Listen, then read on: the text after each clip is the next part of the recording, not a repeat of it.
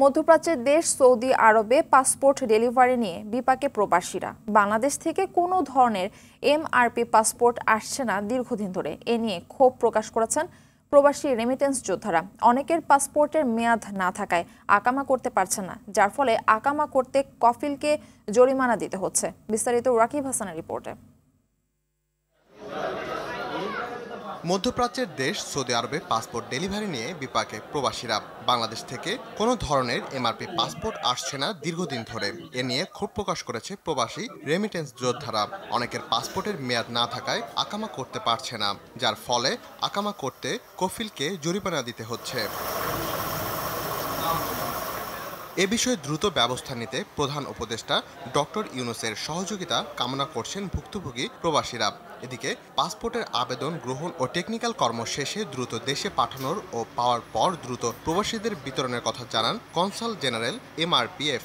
Passport আবেদনকারীদের জন্ম নিবন্ধন অথবা জাতীয় পরিচয়পত্র ঠিক থাকলেই দ্রুত সময়ের মধ্যেই ই পাসপোর্ট দেওয়ার সিদ্ধান্তের কথাও জানান কনসাল জেনারেল।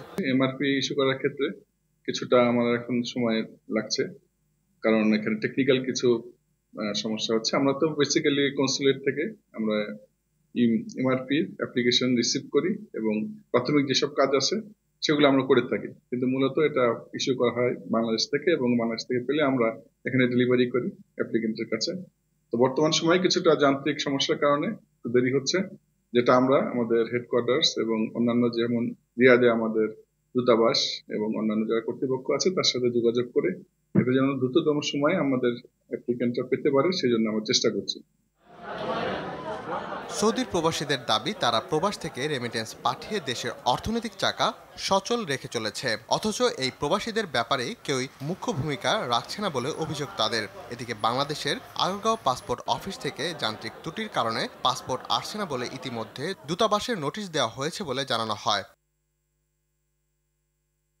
প্রবাসীদের অভিযোগ, বাংলাদেশ থেকে পাসপোর্টগুলো না এলে তাদের আকামা করা নিয়ে জটিলতায় পড়তে হবে।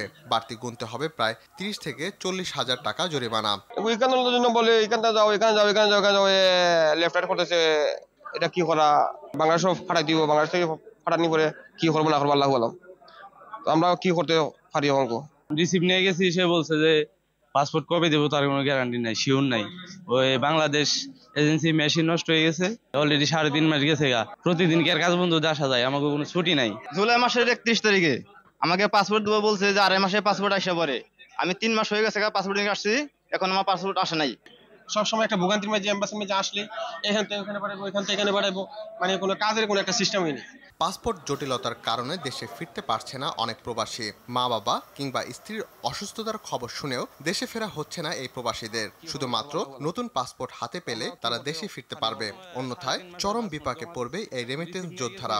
এর জন্য বাংলাদেশের প্রধান উপদেষ্টা সহ সকলের সহযোগিতা কামনা করছেন প্রবাসীরা। রাকিব হাসান, RTV।